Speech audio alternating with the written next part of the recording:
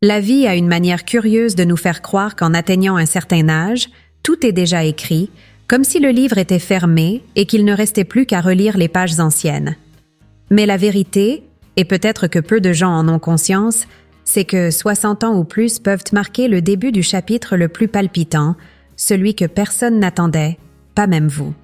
Pourtant, il existe des choix, des attitudes et des gestes que la plupart des gens ne font tout simplement pas, par peur, par manque de motivation ou parce qu'ils pensent que cela n'en vaut plus la peine.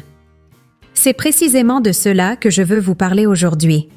Ces 8 choses que peu osent faire après 60 ans, mais qui ont le pouvoir de transformer des vies. Êtes-vous prêt à figurer sur cette liste? Restez avec moi jusqu'à la fin, car peut-être que cette conversation est ce qui manquait pour tourner la clé et ouvrir des portes que vous ignoriez jusqu'à leur existence. La première chose que très peu de personnes de plus de 60 ans osent faire, c'est de se permettre de commencer quelque chose de complètement nouveau, comme si l'âge marquait un recommencement et non une fin. La majorité des gens, en atteignant cette étape de leur vie, ressentent le poids de vieilles croyances, comme l'idée que « il est trop tard » ou que « ce n'est pas pour moi ». Mais avez-vous déjà remarqué à quel point ceux qui osent apprendre quelque chose de nouveau semblent retrouver une lueur particulière dans leur regard? Cela peut être apprendre à jouer d'un instrument de musique, à danser un nouveau style, ou encore s'aventurer dans des cours de peinture, de photographie ou de technologie. Il ne s'agit pas seulement de l'apprentissage en soi, mais de revivre la sensation d'être débutant, de s'autoriser à faire des erreurs, à rire de soi-même et à découvrir des talents ou des passions enfouies. Ceux qui décident de briser ce schéma découvrent que la vie continue de surprendre, même lorsque l'on pense déjà tout savoir de ce qu'elle a à offrir. Ce qui est encore plus intéressant, c'est que ce type de choix ne transforme pas seulement le quotidien, mais aussi la façon dont on envisage l'avenir. Lorsque vous commencez quelque chose de nouveau, vous envoyez un message fort à vous-même. Je suis toujours là, en train d'apprendre, de vivre et de rêver. C'est comme planter une nouvelle graine dans un jardin que beaucoup pensent déjà complet. Il existe des histoires de personnes qui, à 65 ou 70 ans, ont découvert un talent pour l'écriture, se sont lancées dans le théâtre amateur ou ont même démarré une petite entreprise. Le point essentiel n'est pas le résultat final, mais le courage de sortir de sa zone de confort et de se lancer des défis. Peu de gens le font, mais ceux qui le font découvrent qu'il n'est jamais trop tard pour se réinventer. La deuxième chose que peu de personnes de plus de 60 ans font, et qui peut sembler simple mais qui est incroyablement puissante, c'est de prendre soin de leur corps comme une priorité, et non comme une simple obligation. La plupart associent l'activité physique à la jeunesse ou à quelque chose de plus utile passé un certain âge. Pourtant, la vérité est que garder son corps actif est l'une des clés d'une vie longue et de qualité. Imaginez pouvoir monter des escaliers sans ressentir de douleur, faire une promenade avec des amis sans vous soucier de votre souffle, ou, encore plus important, prévenir des maladies qui pourraient être évitées avec seulement 30 minutes de mouvement par jour. Ceux qui comprennent cela ne voient plus l'exercice comme une contrainte, mais comme une célébration, un cadeau que nous offrons à notre propre corps, ce compagnon fidèle qui nous a accompagnés jusqu'ici. Et nous ne parlons pas d'activités intenses ou compliquées. Cela peut être quelque chose de simple, comme marcher en plein air, faire des étirements à la maison, ou même danser sur vos chansons préférées dans votre salon. Le secret réside dans la régularité et dans la joie de bouger. Lorsque vous choisissez de prendre soin de vous de cette manière, vous envoyez un message au monde et à vous-même que vous appréciez la vie et que vous voulez en profiter pleinement. Et le plus beau dans tout cela, c'est que cette habitude, en plus de renforcer le corps, revitalise également l'esprit, réduisant le stress et procurant un sentiment de bien-être que peu de gens expérimentent vraiment. C'est un acte d'amour-propre qui transforme non seulement le présent, mais aussi l'avenir. La troisième chose que peu de personnes de plus de 60 ans ont le courage de faire, c'est de sortir de leur zone de confort et de s'ouvrir à de nouvelles expériences qui défient la routine quotidienne. Pendant une grande partie de notre vie, nous sommes poussés à créer des routines solides, confortables, sûres et souvent prévisibles. Mais c'est justement lorsque nous brisons cette prévisibilité que la vie prend de nouvelles couleurs. Très peu de personnes à cet âge osent voyager seules dans un endroit inconnu, par exemple, ou essayer quelque chose qui semblait toujours interdit ou hors de portée, comme sauter en parachute, faire des randonnées dans la nature, ou même s'inscrire à un cours dans une autre ville ou un autre pays. Ceux qui choisissent de rompre avec l'habituel découvrent quelque chose d'incroyable.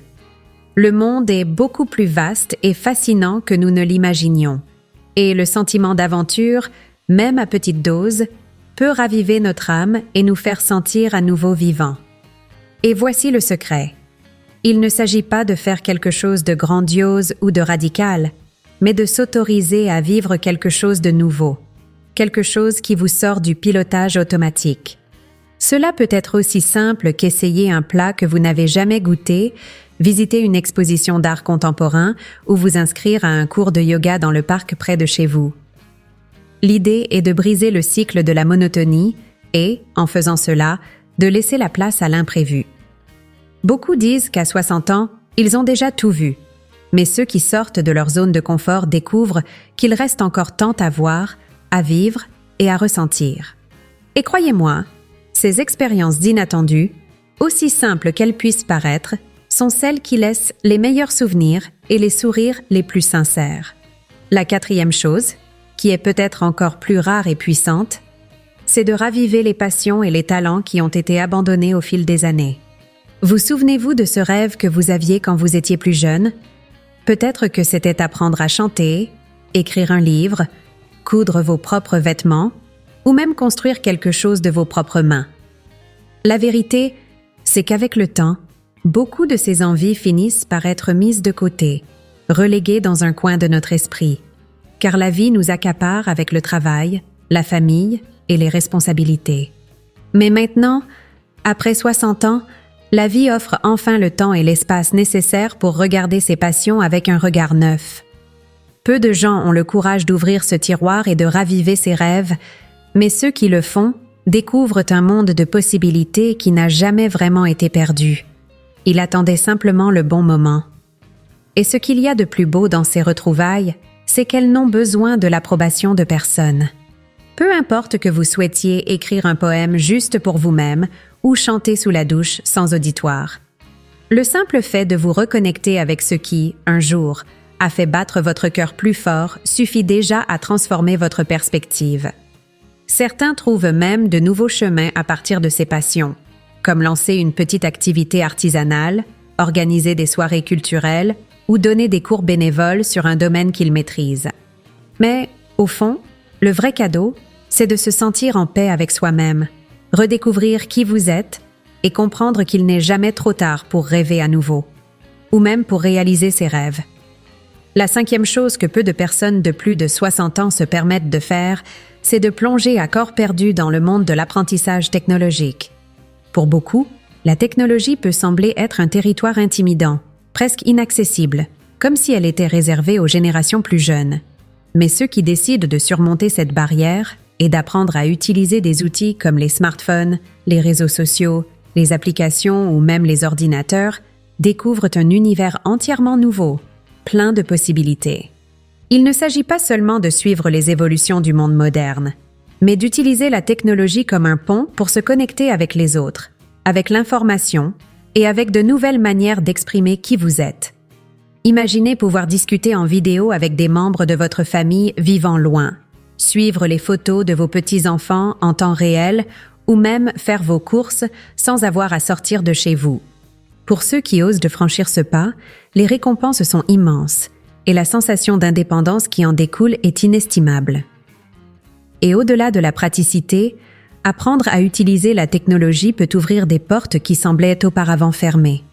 Pourquoi ne pas découvrir de nouveaux hobbies en regardant des tutoriels sur YouTube ou en rejoignant des groupes de personnes de votre âge sur les réseaux sociaux?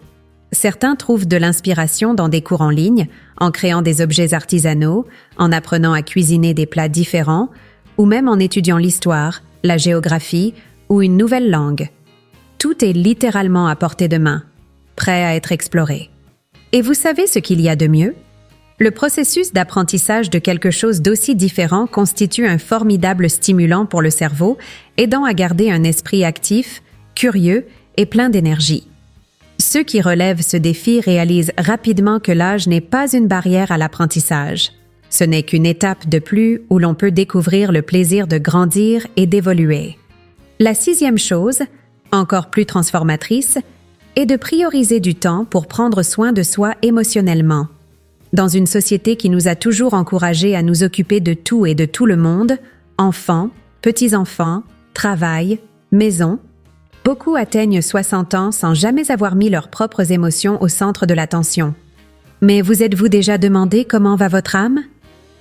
Peu de gens ont le courage de réellement se tourner vers l'intérieur et de s'accorder l'attention qu'ils méritent.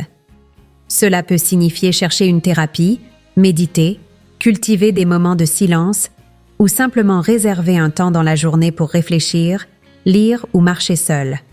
Ce soin émotionnel est aussi essentiel que n'importe quel autre, car il nous aide à comprendre qui nous sommes, ce que nous voulons et surtout, comment vivre avec plus de légèreté et d'authenticité. Et ce qu'il y a de plus beau, c'est que prendre soin de soi émotionnellement n'est pas de l'égoïsme, mais une façon d'offrir au monde la meilleure version de vous-même. Lorsque vous êtes en paix avec vous-même, cela se reflète dans vos relations, vos projets et même dans votre quotidien. Certains trouvent cet équilibre en écrivant un journal pour organiser leurs pensées, en participant à des groupes de soutien ou en consacrant du temps à la spiritualité, quelles que soient leurs croyances. L'important, c'est de se rappeler que votre paix intérieure a une grande valeur et qu'elle mérite d'être cultivée chaque jour. Ceux qui prennent cette décision réalisent que, même au milieu des défis, il est possible de trouver une sérénité que peu de gens connaissent. Et cela change tout. La 7e chose que peu de personnes de plus de 60 ans font, et qui peut sembler audacieuse, même pour ceux qui y réfléchissent, est d'affronter de front une grande peur et de la surmonter. Les peurs sont comme des chaînes invisibles que nous portons tout au long de notre vie, souvent sans nous en rendre compte. Pour certains, il peut s'agir de la peur de se montrer, de parler en public, ou même de se défendre dans des situations inconfortables. Pour d'autres, la peur réside dans l'idée d'essayer quelque chose qui sort complètement de leur zone de confort, comme un voyage dans un endroit isolé, un sport différent, ou même entamer une nouvelle relation après des années de solitude. Ce que peu de gens savent, c'est qu'affronter ces peurs peut être libérateur. Peu importe ce que vous choisissez de défier. Cela peut paraître insignifiant aux yeux des autres, mais pour vous, ce sera un pas immense. Lorsque vous prenez cette décision, le sentiment de liberté et d'accomplissement est indescriptible.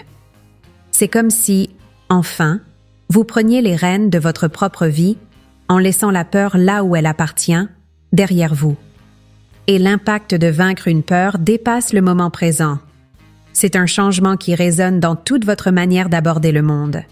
Imaginez, par exemple, quelqu'un qui a toujours eu peur de dire ce qu'il pense lors des réunions familiales, mais qui décide, pour la première fois, d'exprimer ses sentiments avec assurance et sérénité. Ou quelqu'un qui évite l'eau depuis des décennies, mais qui trouve le courage d'apprendre à nager, redécouvrant ainsi le plaisir d'être dans la mer ou dans une piscine.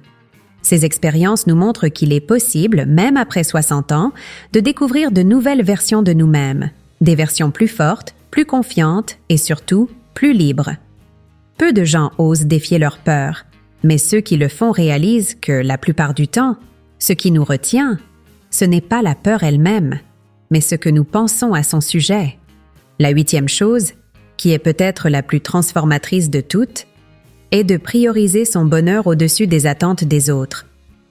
Tout au long de leur vie, de nombreuses personnes finissent par vivre pour satisfaire les autres, leurs parents, leurs conjoints, leurs enfants, leurs petits-enfants, leurs amis, leurs voisins. Mais il arrive un moment où il faut s'arrêter et se demander « Qu'est-ce qui me rend vraiment heureux? Qu'est-ce que je veux pour moi, indépendamment de ce que les autres pensent ou attendent de moi ?» Peu de gens ont le courage de se poser ces questions et, encore moins, d'agir en fonction des réponses. Parfois, le bonheur peut signifier quelque chose de simple, comme dire « non » à des engagements que vous n'avez pas envie d'assumer, consacrer plus de temps à des activités qui apportent réellement de la joie, ou même prendre des décisions plus importantes, comme déménager, vendre une grande maison pour aller dans un endroit plus petit et plus paisible, ou encore commencer quelque chose de nouveau qui vous appartient entièrement. Et savez-vous ce qui se passe lorsque vous choisissez votre bonheur? Toute votre vie semble se réorganiser.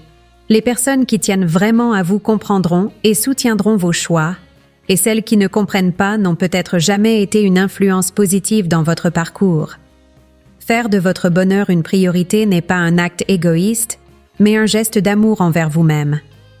C'est comprendre que, pour bien prendre soin des autres, vous devez d'abord prendre soin de vous. C'est un choix qui demande du courage, mais que peu de gens regrettent. Au final, réaliser que vous avez vécu selon vos propres termes et non selon ceux des autres est l'une des plus grandes sensations de paix et d'accomplissement que vous puissiez expérimenter. Après tout, la vie, à tout âge, est la vôtre, et elle mérite d'être pleinement vécue. Voyez-vous comment ces choix, aussi simples ou audacieux qu'ils puissent paraître, ont le pouvoir de transformer notre façon de vivre après 60 ans? Ce qui est le plus intéressant, c'est qu'il n'y a pas de formule exacte ou de chemin unique à suivre.